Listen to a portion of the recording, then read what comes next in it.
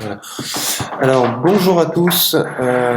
Merci de me rejoindre pour ce webinaire consacré à l'e-merchandising. Première question, tout d'abord, est-ce que tout le monde m'entend bien? Euh, c'est quand même la priorité. Merci Tariq pour ta réponse. C'est la bonne nouvelle.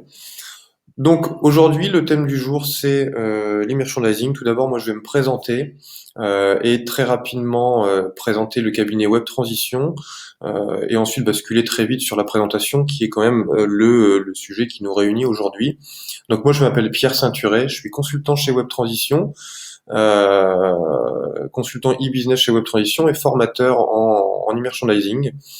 Alors, pour parler de Web Transition très vite, puisque c'est la priorité, si j'arrive à faire défiler la slide, évidemment.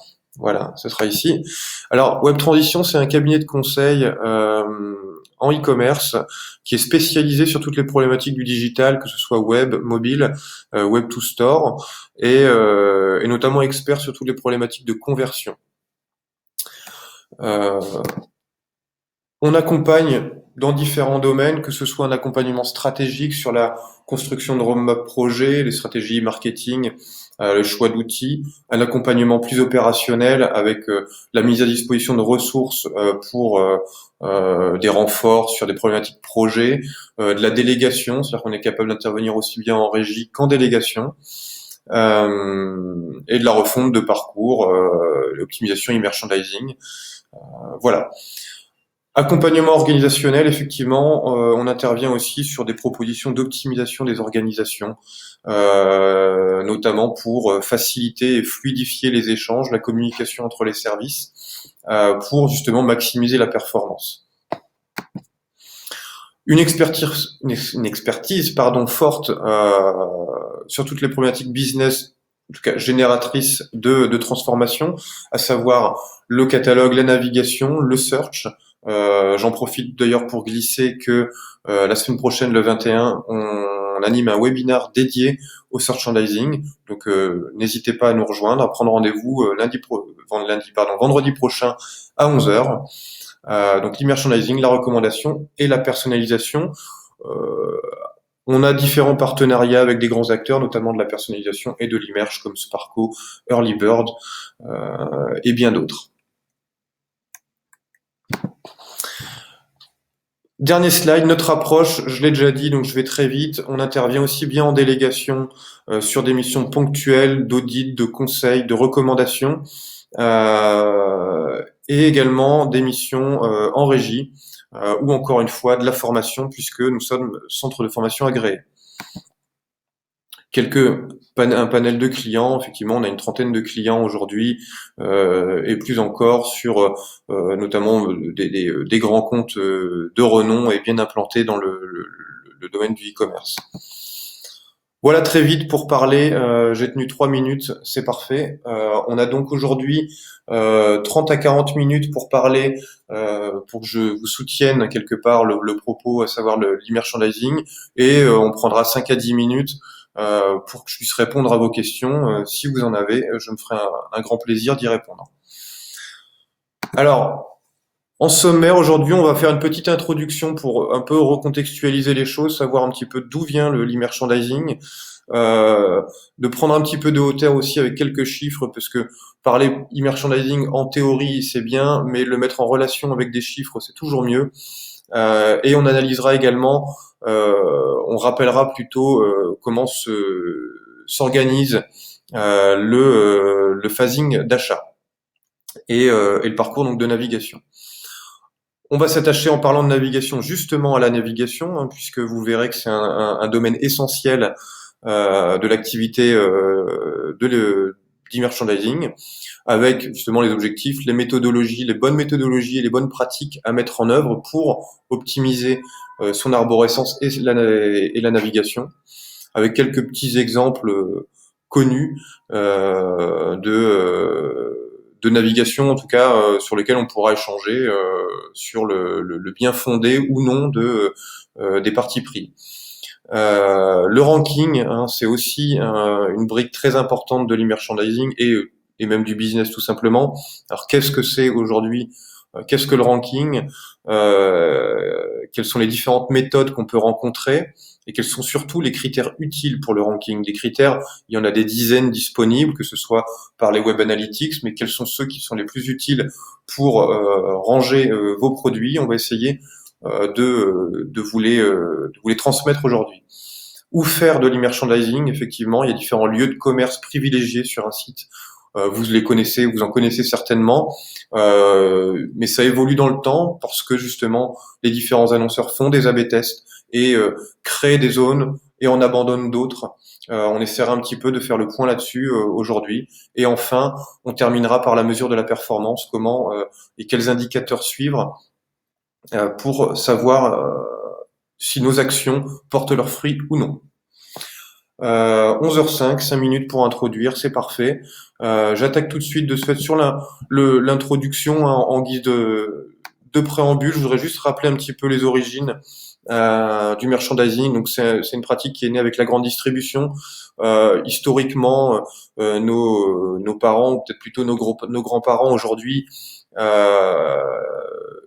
étaient plutôt en contact avec des petits commerçants locaux qui connaissaient très bien leur clientèle, qui pouvaient les accompagner dans les rayons d'une épicerie, qui connaissaient leurs achats quotidiens, qui étaient même capables de leur préparer leurs courses directement. L'arrivée de la grande distribution a complètement changé les pratiques. On ne pouvait plus mettre un vendeur à l'entrée de chaque rayon qui allait suivre chaque client dans les rayons. Donc il fallait trouver des techniques qui permettent de maximiser les ventes afin de guider, renseigner et déclencher l'acte d'achat des visiteurs afin que celui-ci puisse réaliser son acte d'achat seul. L'e-merchandising, lui, c'est le prolongement finalement du merchandising. Il répond à exactement la même logique. Il est né avec le commerce électronique, évidemment, où l'absence de vendeur sur la surface de vente impose à chaque produit d'être capable de se vendre seul, sans argumentaire. On va parler ici de vendeurs muets. Alors, l'e-merchandising va répondre systématiquement, et je dis bien systématiquement, c'est très important, à 3 visions. Ces 3 visions, elles sont indissociables en réalité. On a tendance à l'oublier. La première, c'est les impératifs économiques du vendeur. Ça se traduit par le plan d'action commercial, par la manière dont vous allez animer votre catalogue et animer éventuellement aussi votre CRM. La deuxième vision, c'est les besoins et les attentes du visiteur. C'est ce qu'on a tendance justement régulièrement à oublier, concentrer sur nos chiffres et nos besoins de chiffre d'affaires, de volume. On a tendance à oublier justement les besoins et les attentes du visiteur. Et le troisième volet, c'est l'image de marque. C'est justement ce qu'on rencontre régulièrement dans les organisations, le pendant entre les opérations à vocation business et les opérations à vocation de branding. C'est dans ces opérations qu'on va notamment parler de style, de look, qu'on va justement chercher à valoriser la plateforme de marque. Ces 3 visions sont clairement indissociables puisque elles sont les fondements, les piliers de l'activité. Si d'un côté vous poussez le curseur sur les impératifs économiques et que vous oubliez la plateforme de marque, nécessairement ça va jeter un flou sur l'identité et les éléments de différenciation de votre marque. Les problématiques de l'e-merchandising, alors liées à ces 3 visions, elles vont être nécessairement de connaître son assortiment de produits.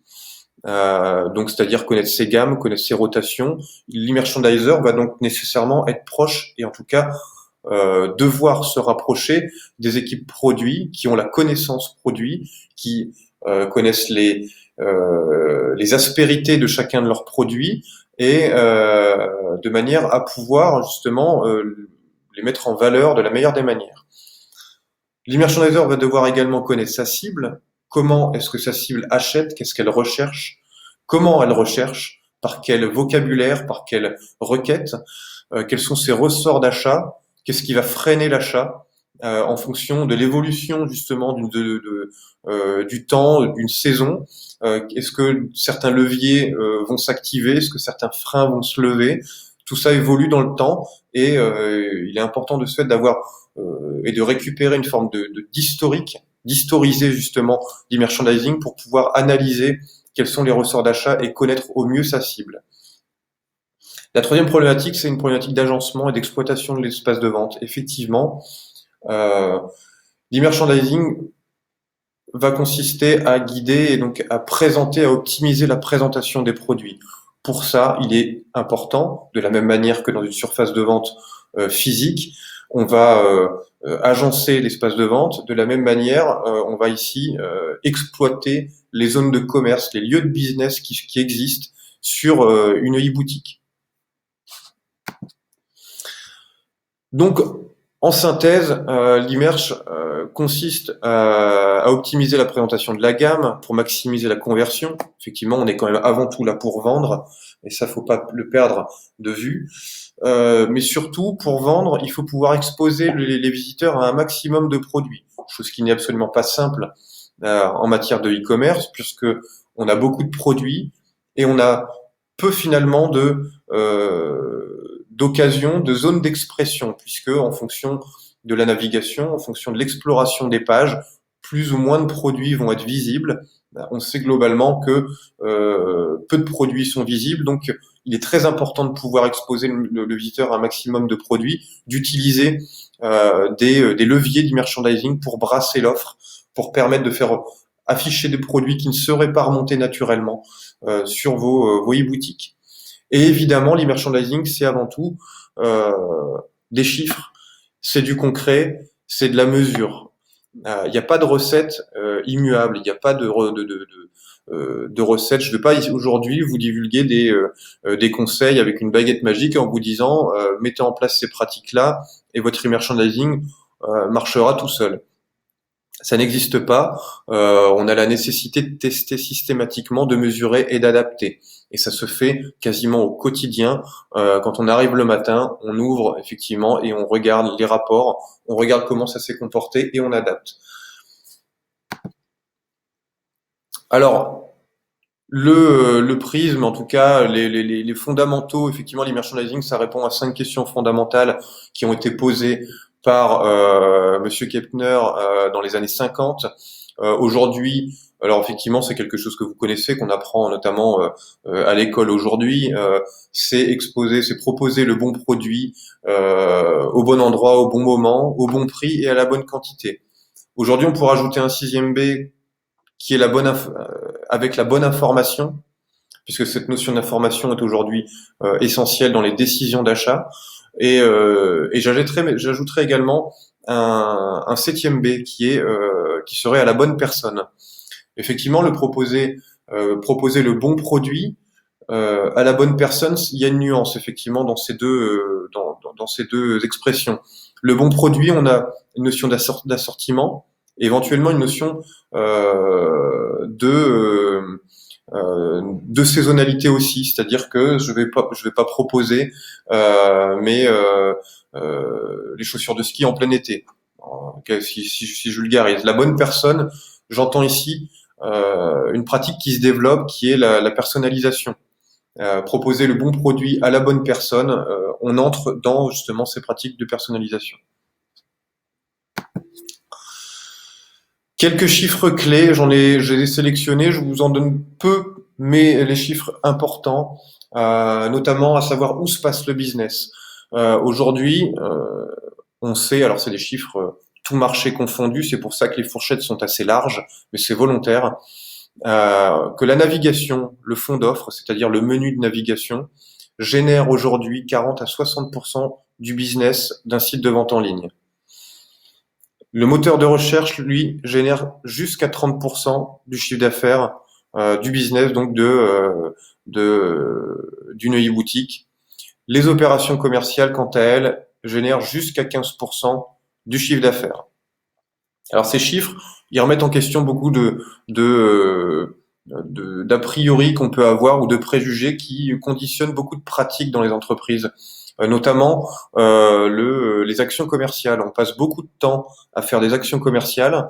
Ça coûte aussi de l'argent. Il faut faire des maquettes, il faut intégrer différentes zones, faire des bannières. Toutes ces opérations commerciales sont coûteuses, mais finalement peu génératrices de business direct. Ça ne veut pas dire qu'il faut arrêter d'en faire.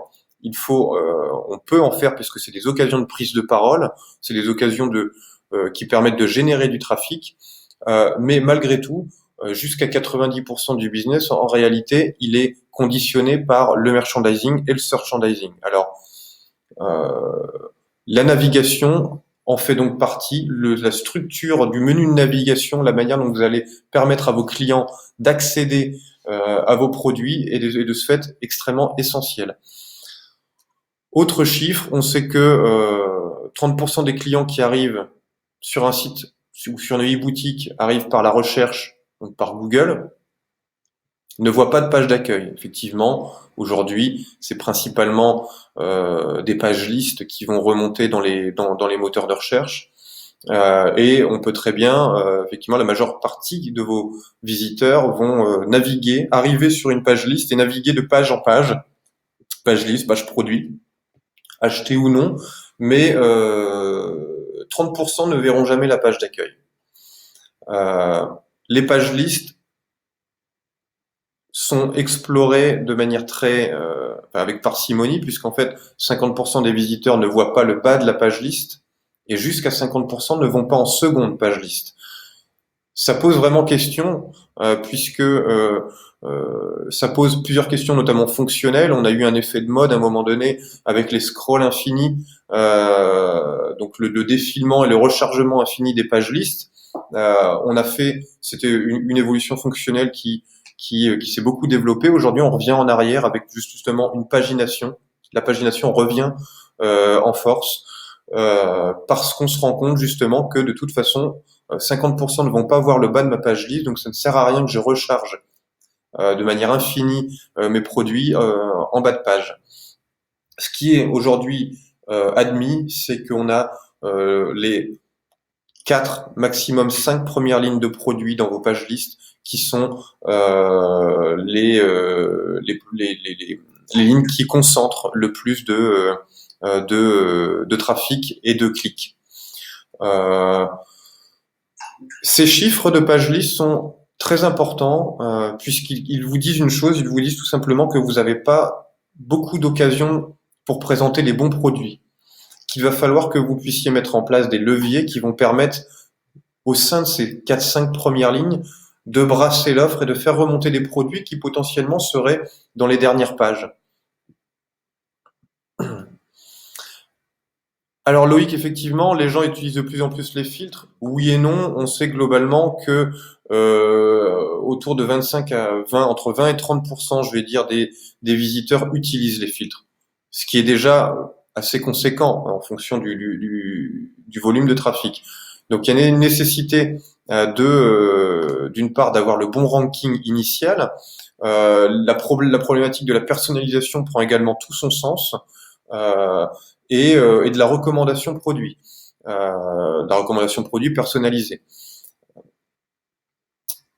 Enfin, effectivement, jusqu'à 30%, pardon, des visiteurs ne voient pas les fiches produits.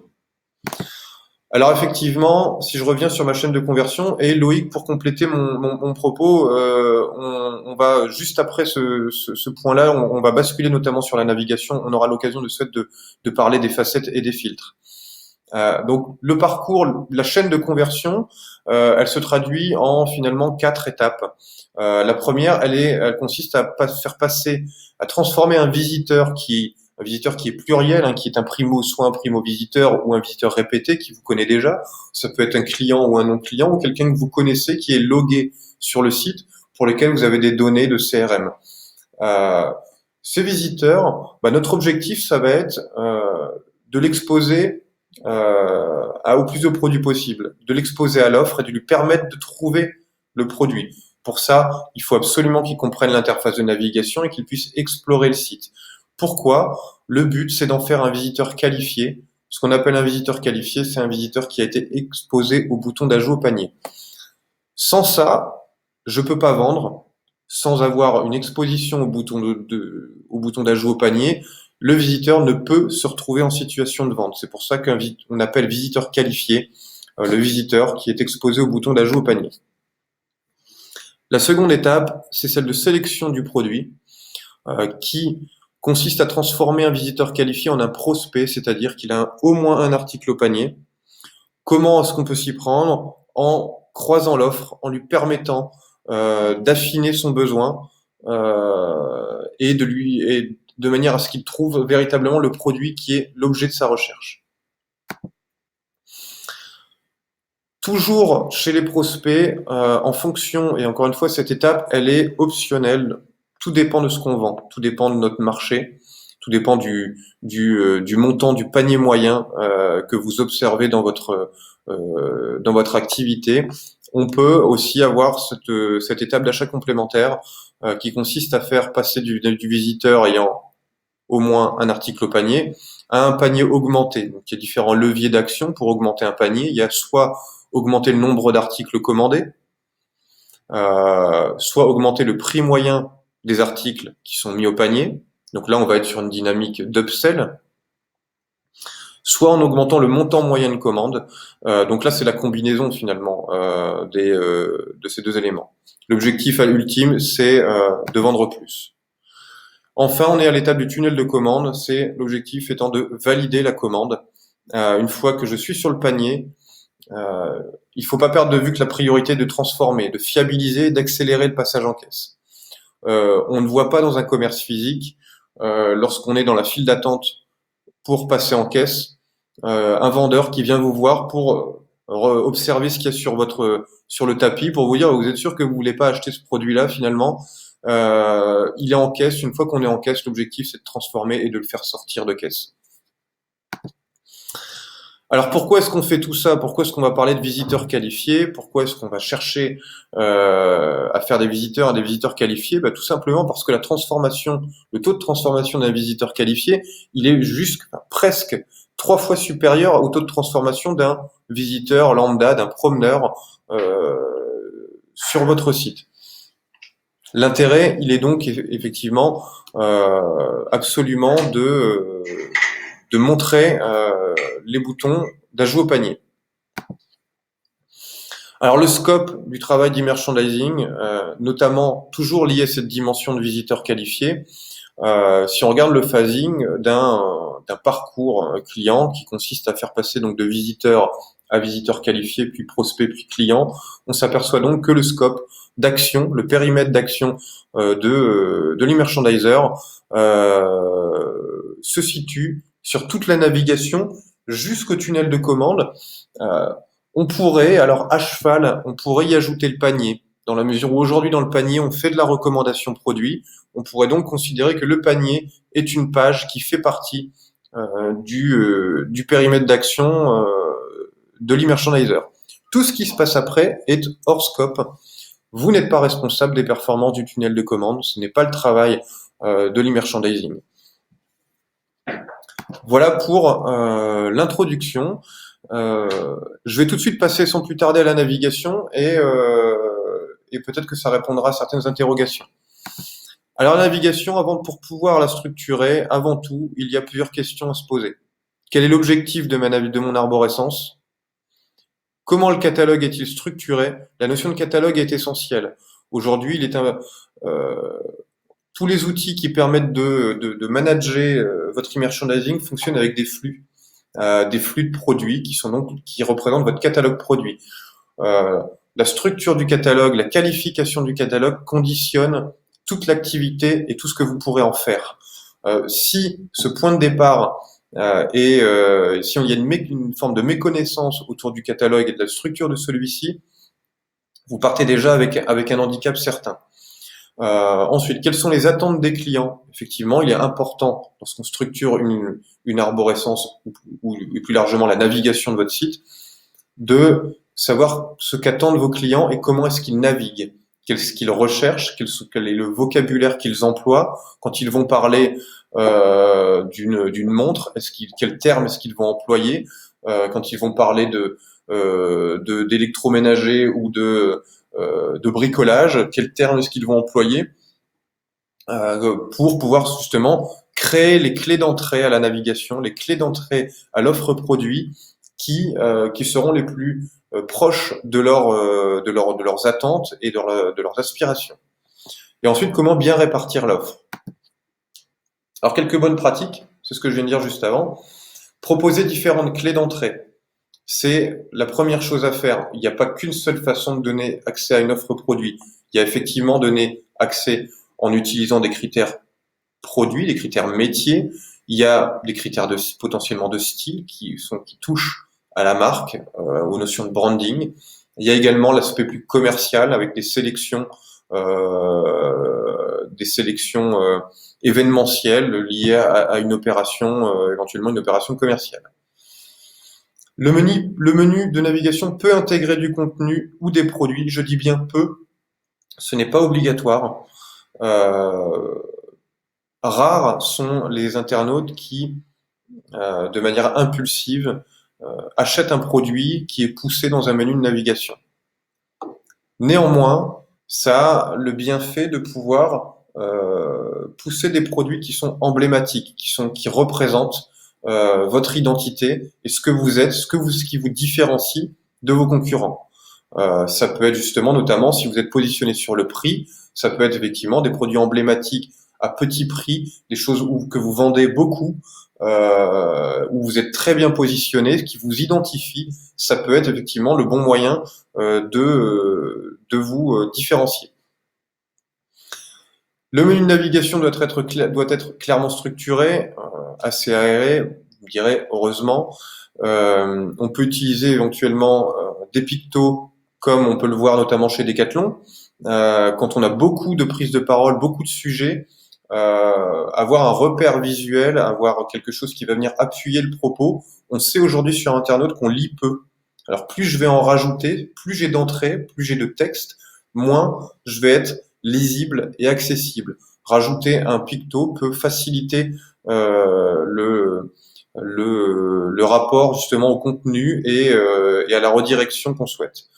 Utiliser un vocabulaire client, c'est essentiel. Je vais rentrer un petit peu plus dans le détail juste après. Ce qui est important de retenir, c'est que 65% des internautes indiquent qu'ils sont enclins à retourner sur un site sur lequel il est facile de naviguer.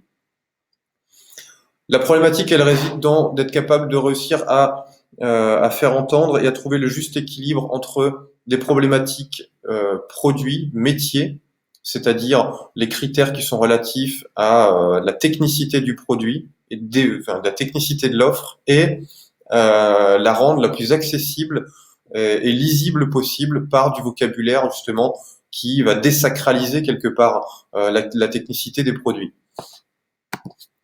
Alors comment est-ce qu'on peut faire?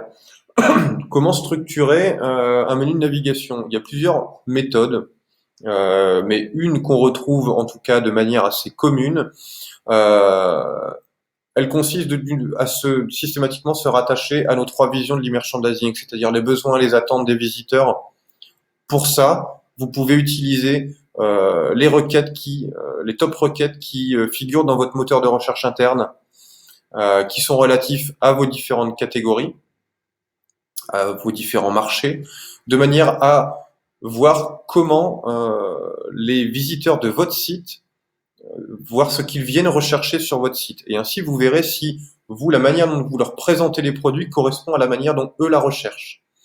À partir de là, si vous voyez qu'il y a un delta entre les deux, c'est que vous n'utilisez pas les bonnes clés d'entrée. Et de ce fait, vous pouvez ajuster, retravailler votre navigation en utilisant les clés d'entrée qui sont celles qui sont plébiscitées par votre audience qui utilise le moteur de recherche. Ensuite, donc là, on est vraiment sur ceux qui sont les visiteurs du site. Pour élargir, et notamment dans les problématiques de trafic, pour donner accès plus facilement à votre offre, vous pouvez aussi vous rapprocher des équipes trafic afin d'avoir des rapports de requêtes Google sur lesquels, qui sont en tout cas en rapport avec vos marchés, pour connaître quels termes ou quelles chaînes de caractères sont demandés à Google, pour lesquels vous devriez et vous pouvez avoir un intérêt à faire remonter une page. De cette manière-là, vous serez en adéquation avec le vocabulaire utilisé, le mode de recherche de votre cible pour afficher vos produits. Le deuxième levier, c'est effectivement les impératifs économiques qui vont donc vous permettre de créer une autre clé d'entrée, une entrée plus liée à des thématiques, à des sélections à vocation commerciale. Donc ça, généralement, c'est effectivement tout ce qui est lié au plan d'action commercial. Donc on va avoir des entrées plus typées produits et on va avoir des entrées beaucoup plus typées OPECO. Donc les opérations du moment, c'est de la même manière qu'on a nos entrées par solde ou par taux de démarque en fonction des modes de recherche. Et ensuite, le respect de la plateforme de marque. Effectivement, il faut pas l'oublier. Votre enseigne a une identité. Il faut qu'elle puisse vivre et se différencier de la concurrence. Et pour ça, il faut aussi que cette plateforme ait qu'on ait une entrée qui corresponde à l'identité de la marque. Ça va être par exemple tout ce qui touche aux entrées que j'appelle subjectives, c'est-à-dire tous les modes de navigation par style, le fait de proposer un lookbook qui va donner accès derrière à des sélections de produits. C'est encore une fois une autre clé d'entrée. Ce qu'il ne faut pas oublier, c'est que vous avez différentes typologies de visiteurs. Vous avez des visiteurs qui viennent chercher de la promo. Vous avez des visiteurs qui sont plus ou moins matures avec le e-commerce et avec la navigation sur les sites e-commerce. Et vous avez aussi des e-shoppers avertis qui sont sensibles à d'autres clés d'entrée que les clés d'entrée classiques. Si on prend les métiers de la mode, on a ce qu'on appelle parmi les visiteurs, on a ce qu'on appelle je vais les nommer au féminin parce que généralement on est plutôt typé sur une catégorie, sur un genre féminin, ce qu'on appelle des modeuses qui elles vont être sensibles à des entrées par thématique, par des styles, des looks, justement parce que sont très portés sur la mode et justement il faut qu'on puisse, notamment dans le domaine de la mode, pouvoir proposer des entrées sur ces typologies, pour ces typologies de visiteurs. De la même manière que dans l'électronique, on pourra avoir effectivement, on a une typologie de visiteurs qui sont nécessairement les personnes qu'on va appeler assez communément les geeks, qui peut-être peuvent avoir des clés d'entrée qui leur sont spécifiques. Tous ces éléments-là, c'est des éléments qui figurent, qui en tout cas doivent vous permettre d'exprimer l'identité de la marque. Alors quelques exemples inconnus, hein, notamment on parlait de mode, on a ici H&M, donc ce qu'on voit c'est effectivement qu'on a des clés d'entrée qui sont bien identifiées, on a un catalogue par produit, donc on a les besoins et les attentes des visiteurs, on a par les impératifs commerciaux avec les offres et les favoris, et on a des catalogues par thème, et là on est clairement dans l'identité, le style, et également par concept. Et donc ces éléments répondent clairement aux trois points aux trois visions que je vous ai évoquées. On a le menu de Decathlon, alors qui est aussi intéressant. Alors on aime ou on n'aime pas, hein. Ce qui est intéressant ici, c'est d'une part les clés d'entrée. On a une clé d'entrée par sport, on a une clé d'entrée par genre, qui est deux approches différentes. On a l'utilisation des pictos pour baliser les pratiques sportives, qui vont justement de ce fait vulgariser l'approche parce que certaines pratiques ne sont pas forcément accessibles à tous. Tous ne savent pas dans quelle catégorie tel ou tel sport va être rangé. Le picto va permettre quelque part de donner de l'information. Ce qui est intéressant ici, c'est effectivement le fait qu'il y ait beaucoup de produits et beaucoup de typologies de produits chez Decathlon et donc la manière dont ils ont ventilé avec ces deux niveaux de navigation est plutôt intéressante et ventile permet justement facilement d'avoir une progression dans la navigation de manière à accéder à l'offre assez facilement.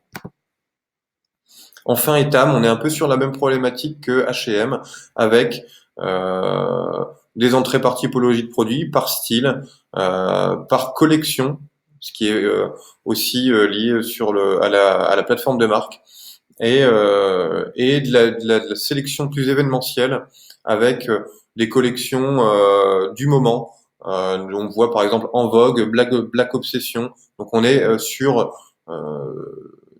le En Vogue, c'est vraiment l'actu fraîche. On a également le fait d'avoir poussé une offre directement dans le menu. Alors les points de vigilance, ils concernent la volumétrie de produit. Il est important d'équilibrer la volumétrie de produit dans les nœuds d'arborescence. Si vous n'avez pas assez de produits, on va avoir une impression d'une pauvreté de l'offre et ce sera une zone de sortie. Cette page deviendra une page de sortie. D'une manière générale, on essaie de combler, plutôt de supprimer les nœuds d'arborescence qui ne remplissent pas les 4-5 premières lignes de produits. Il y aura d'autres manières de reventiler l'offre, mais si on a 3 produits à proposer, ça ne sert à rien de faire un nœud d'arborescence. Et par contre, si on a trop de produits, on peut noyer le visiteur et diluer les efforts. C'est notamment le cas chez Amazon, dans le cadre des marketplaces. Ici, j'ai tapé cafetière dans le moteur de recherche. On a 21 883 résultats. Le risque, effectivement, c'est de noyer les visiteurs. C'est aussi d'avoir des doublons dans le cadre des marketplaces. Ils sont plusieurs à vendre le même produit. Normalement, tout est fait pour que ce soit centralisé sur la fiche produit avec le nombre de vendeurs qui vendent ce produit. Toutefois, on n'est pas à l'abri effectivement qu'il y ait des doublons. Et effectivement, d'installer le doute. Comment trouver la bonne cafetière, celle qu'il me faut au milieu de 21 000 produits. C'est extrêmement forcément compliqué. Les facettes de navigation, alors elles ont un objectif principal, ça va être de cibler l'offre. Comme je vous ai dit tout à l'heure, grosso modo, les 5 premières lignes de produits sont les plus plébiscitées. Au-delà de ça, on perd très vite l'attention et on a 50% qui n'iront donc jamais jusqu'en bas de la page liste, ce qui est énorme. De ce fait, on n'a pas beaucoup d'occasions de proposer les bons produits. Les facettes de navigation ou les filtres qu'on retrouve assez communément en colonne de gauche ou en haut de la page liste vont permettre justement de brasser les produits, de faire afficher des produits qui potentiellement seraient en page 2, en page 3, en page 4 ou en page 10, de manière à donner leur chance à des produits qui ne sont pas forcément plébiscités. Pour que ça marche, il y a une problématique de qualification des produits. La qualification des produits, on est encore une fois dans cette problématique de flux. Les données produits doivent être homogènes et normalisées, et surtout renseignées sur tous les produits. À partir du moment où vous avez des produits qui ne sont pas qualifiés, ils ne remonteront pas, ils disparaîtront dès lors qu'un filtre sera activé. L'utilisation de leviers clients. Encore une fois, on en revient à ces notions de vocabulaire. Il faut systématiquement, aussi bien dans l'intitulé d'une facette que dans l'intitulé des valeurs de la facette, que le vocabulaire utilisé soit un vocabulaire client. Si on prend l'exemple effectivement de facette couleur, on va proscrire, on va éviter de démultiplier les couleurs avec des termes tels que amarante, aigmarine, écru, opale, j'en passe et des meilleurs.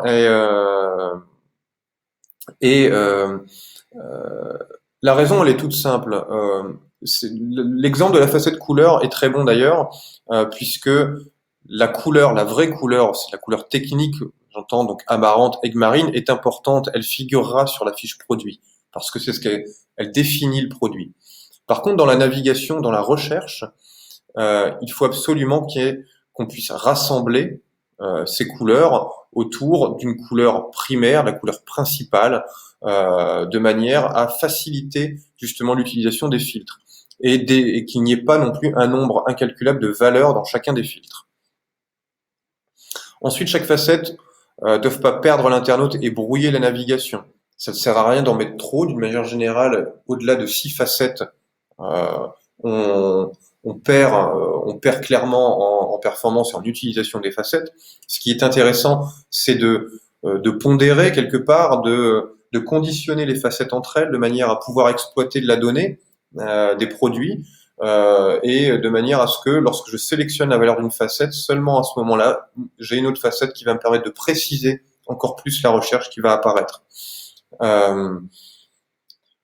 C'est intéressant, mais c'est à utiliser seulement si vous avez des données sur les comportements d'achat de vos visiteurs. Un exemple, lorsqu'on achète une montre, on sait aujourd'hui, parce qu'on sur différentes études qu'on a pu mener, que quand on achète une montre, on cherche avant tout une marque de montre. Donc on sait donc que la facette marque est la première à afficher.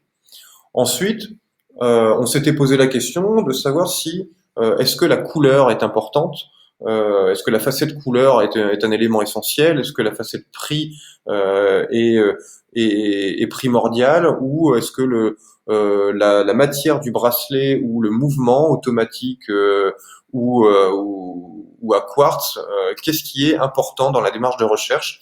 Et ben tout ça, tous ces éléments, c'est les requêtes de Google qui vont vous les donner, qui vont vous permettre de savoir euh, quels sont les critères de recherche de vos produits. Comment votre cible recherche vos produits, et vous pourrez de ce fait définir l'ordre d'affichage des facettes en fonction de ça, de manière à pouvoir sélectionner les facettes qui seront utilisées et les conditionner les unes aux autres, de manière à ce qu'il y ait cette progression dans la navigation. Voilà pour les facettes, je vais m'attaquer tout de suite au ranking, puisque effectivement le temps passe vite. Le ranking, alors c'est l'ordonnancement des produits, hein, c'est la manière dont vous allez ranger vos produits, l'ordre d'affichage des produits dans la page liste. Alors, la première des choses, c'est de se dire que on va diffuser des produits et agir sur les règles d'ordre d'affichage selon des stratégies liées aux données économiques et de performance. Ça va dépendre effectivement de l'actualité et du plan d'action commerciale. Quels sont vos objectifs du moment? Est-ce que vous avez un objectif de liquidation? Est-ce que vous avez un objectif de valorisation de la marge? Est-ce que vous avez un objectif de mise en avant des nouveautés?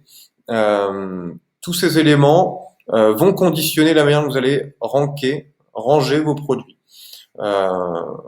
Il faut d'abord définir effectivement de ce fait cet objectif. Sans objectif, vous pouvez faire ce que vous voulez, vous n'arriverez pas à atteindre de euh, justement vos objectifs commerciaux.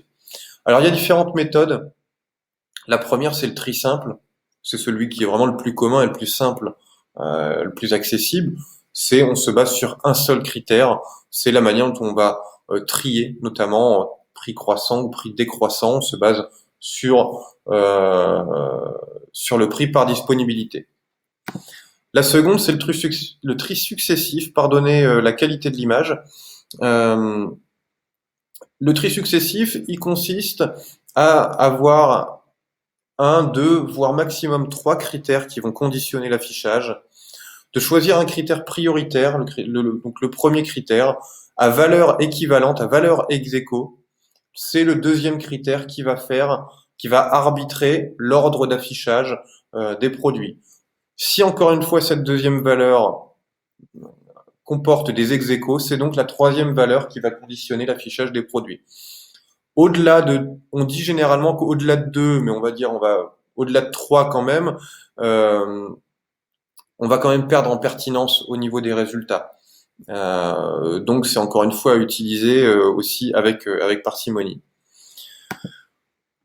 Un exemple effectivement ici où on a le tri successif, ou plutôt pardon, là on est sur un tri de A à Z avec le tri successif où on a le prix et en deuxième critère l'ordre d'affichage.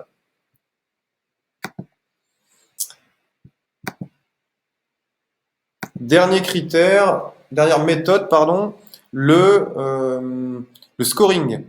Le scoring, c'est ce qu'on cherche d'une manière générale à mettre en place de manière assez commune. Alors comment fonctionne le scoring? Le scoring il consiste à définir des critères pour lesquels chaque produit, chaque référence a un rang. Par exemple, l'exemple qui figure la slide, on a la dispo, on a les ventes, on a la marge, on pourrait ajouter à ça la conversion, on pourrait l'ajout au panier. Tout ça, ce sont des critères et chaque produit a un rang par rapport à ces critères sur l'ensemble de son catalogue. Euh, Et le scoring consiste à pondérer ce rang de manière à agir sur l'ordre d'affichage des produits et de se dire à un moment donné, je vais afficher, je vais utiliser le critère dispo et le critère vente,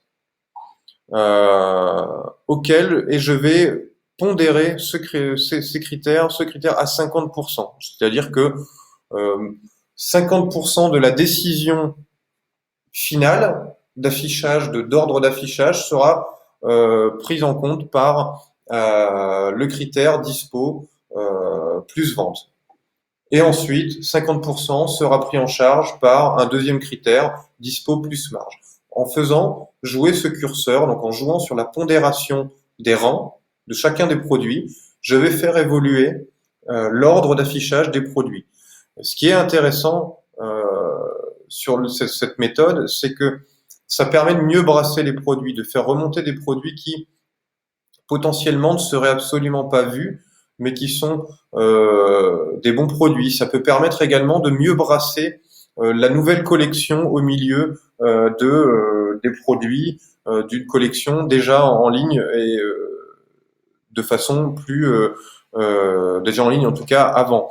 On a souvent cette problématique-là en fin de période de démarque, quand il faut qu'on soit capable de brasser les produits qui ont de la démarque avec des produits qui n'en ont pas, qui sont des actus.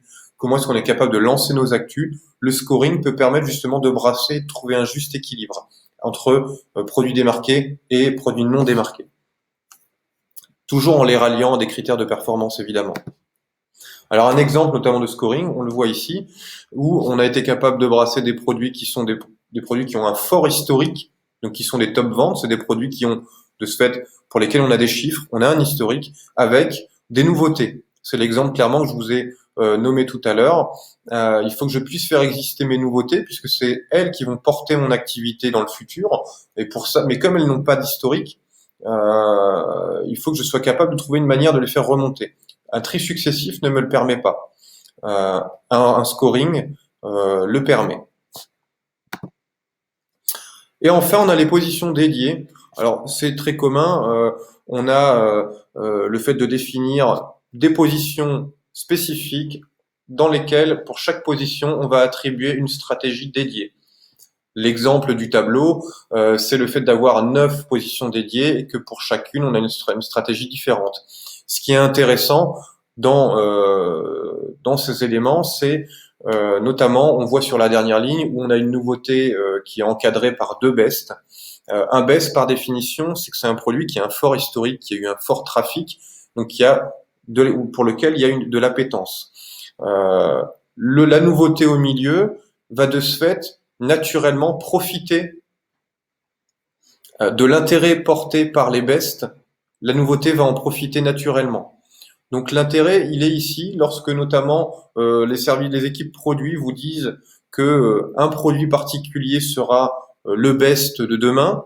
Ce best, vous pouvez justement, pour le moment, ça n'en est pas encore un, c'est une nouveauté. L'objectif pour vous, c'est de lui donner du trafic et de tester justement est-ce que oui ou non il va avoir un potentiel. À ce moment-là, vous pouvez le figer, le fixer dans une position avec une stratégie bien spécifique.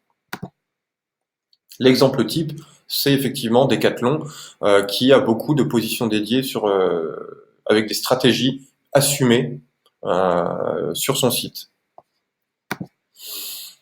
Alors les critères à utiliser pour le ranking, le premier, l'écoulement, effectivement, hein, c'est les ventes de vos produits. Alors c'est un indicateur qui permet d'identifier facilement les rotations et d'identifier les produits que vous allez pouvoir pousser, notamment dans des têtes de gondole ou des emplacements comme les layers, les menus déroulants pour les achats d'impulsion. Toutefois, attention, il faut quand même le croiser systématiquement avec d'autres critères parce qu'il peut avoir un effet de bord, puisqu'effectivement, naturellement, les produits qui se vendent le plus sont les produits à petit prix. Donc forcément, on va dégrader notre panier moyen. La visibilité, donc c'est la visibilité de vos produits, c'est le taux de clic quelque part en page liste, qui permet de ce fait d'identifier quelles sont les best nouveautés. Effectivement, les produits qui n'ont pas d'historique, donc ont un taux de clic très faible, on va pouvoir facilement voir évoluer la visibilité sur ces produits et comprendre quelles sont donc les best nouveautés.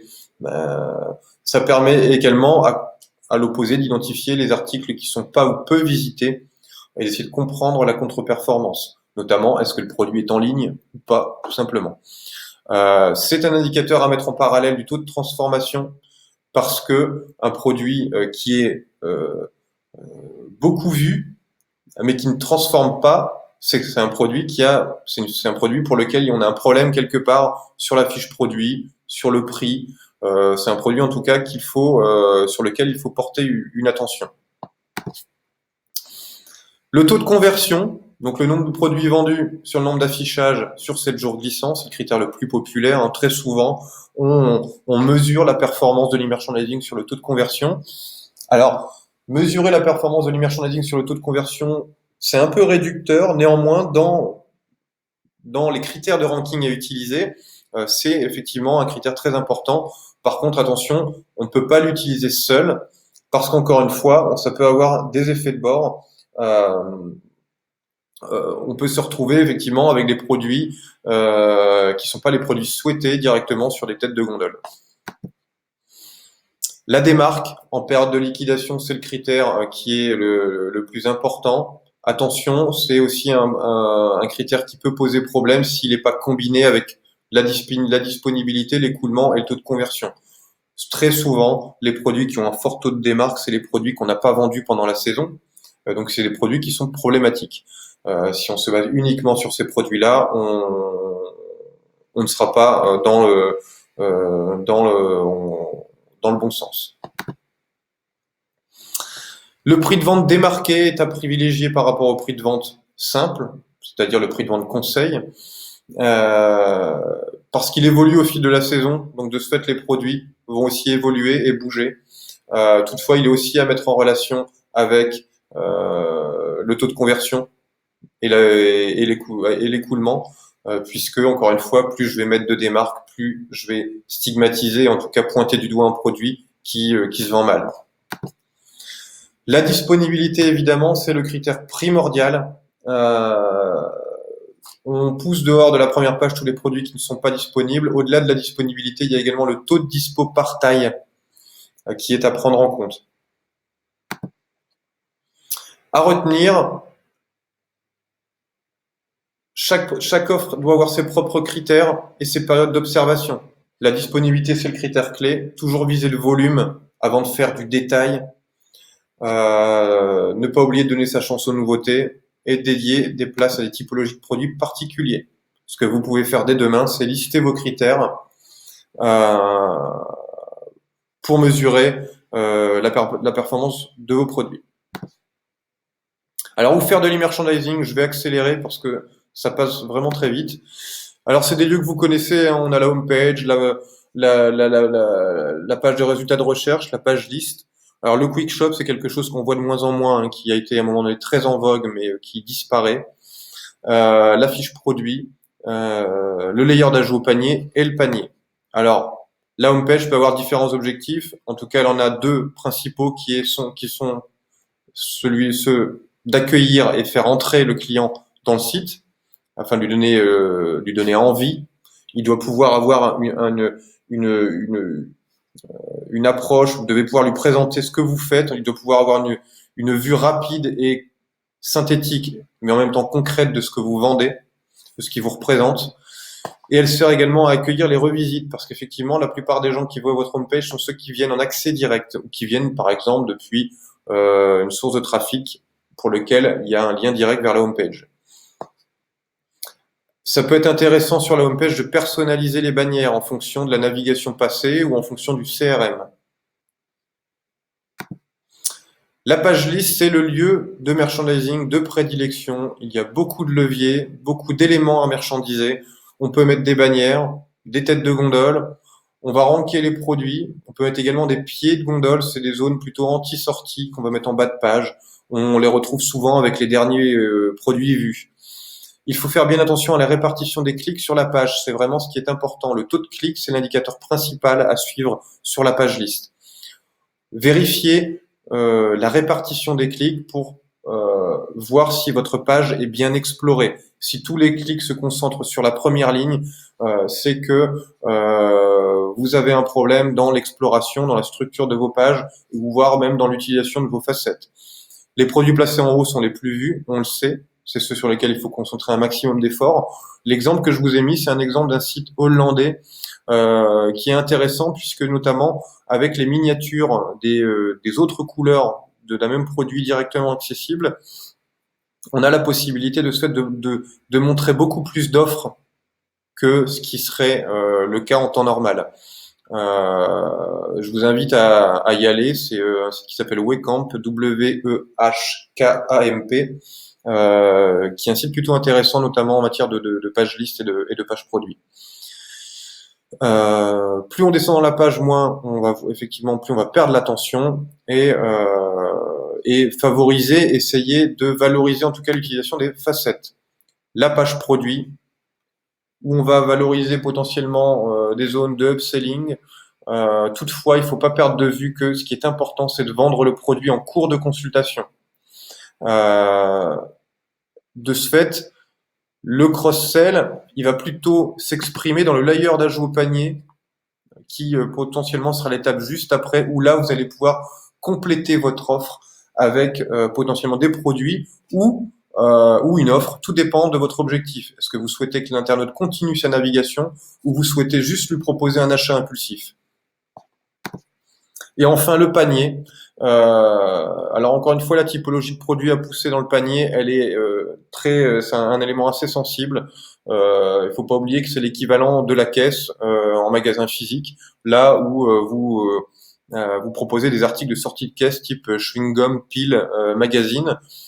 Ici, effectivement, en fonction de la typologie de produit, du montant du panier moyen, peut-être que cette zone n'est pas à valoriser, puisque notamment si vous vendez des produits qui coûtent plusieurs centaines d'euros sur de l'électroménager ou ce genre de marché, où peut-être que la priorité sera effectivement éventuellement de vendre des extensions de garantie plutôt que des produits complémentaires. Comment mesurer la performance? Je vais y arriver. Donc d'abord, la première étape, c'est de définir son objectif pour établir la stratégie la plus adaptée. Liquider, maximiser le chiffre, développer l'image, il y en a encore effectivement bien d'autres.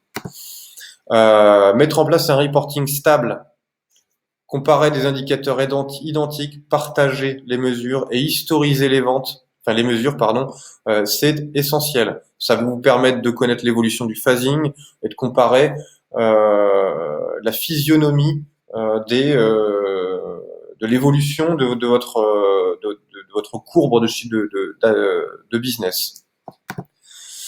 Favoriser la culture du test. Aujourd'hui, en Emerge, c'est vraiment ce qu'on fait le plus. On teste deux versions de ranking, de stratégie de ranking pour une même page. C'est vraiment dotez-vous, essayez de vous doter au maximum d'outils d'A/B test. Le tableau de bord, il doit être simple. Les basiques suffisent. Ça sert à rien de tomber dans la surenchère d'indicateurs, de KPI. Finalement, il y a peu d'indicateurs qui sont utiles, mais surtout ayez des chiffres fiables et partagez, vulgarisez le mode de calcul de chaque indicateur et sa définition. Exemple, la disponibilité. On parle de disponibilité ou de taux de disponibilité par taille. Effectivement, il y a une grande différence et ça aura un impact majeur sur le tri de vos produits. Donc voilà, je vous délivre les indicateurs avec le nombre de produits disponibles, effectivement. C'est la taille de votre catalogue à l'instant T. Les visiteurs, donc on parlait ici effectivement de visibilité. Le taux de clic sur les pages listes notamment, le nombre de fiches produits vues, le taux de mise au panier, le taux de fiches produits vues, par page et par catégorie vue, Le chiffre d'affaires, le nombre d'articles commandés, le montant moyen de commande, le taux de transformation, le taux de sortie, le taux de rebond, tous ces indicateurs sont à suivre au global site, à la catégorie et à la sous-catégorie.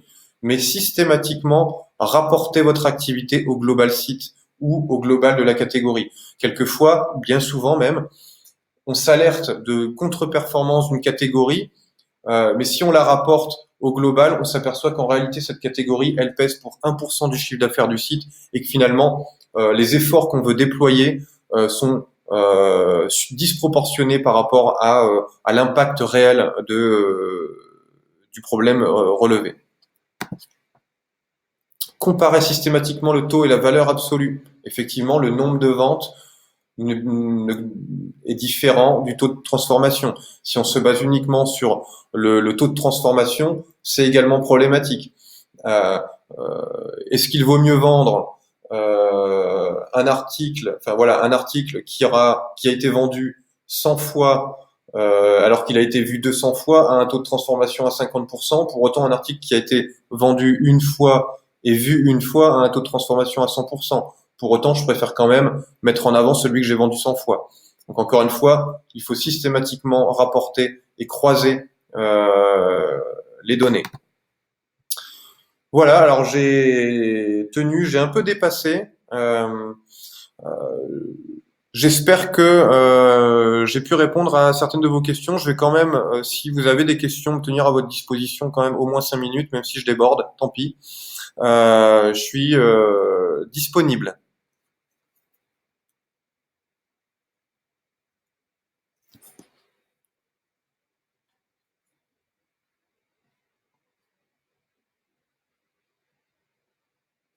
Merci Loïc.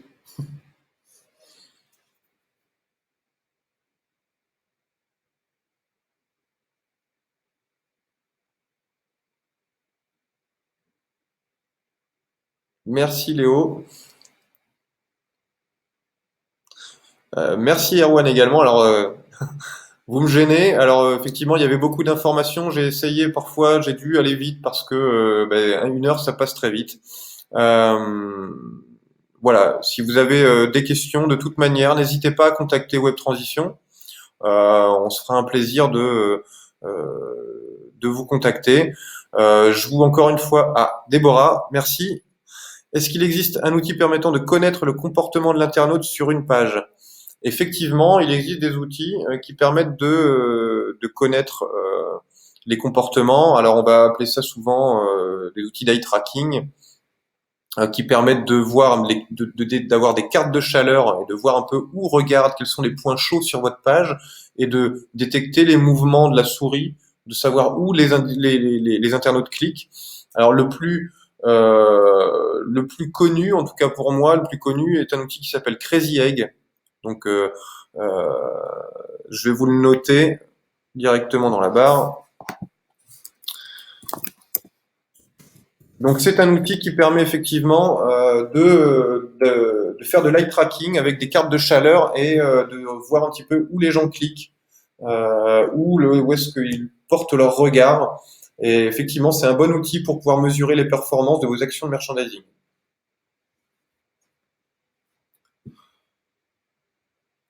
Est-ce que vous avez d'autres questions?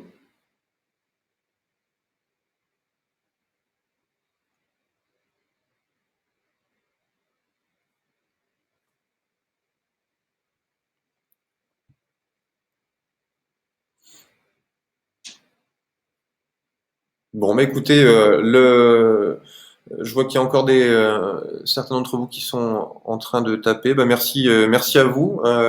Donc je vais conclure maintenant puisqu'il est midi passé.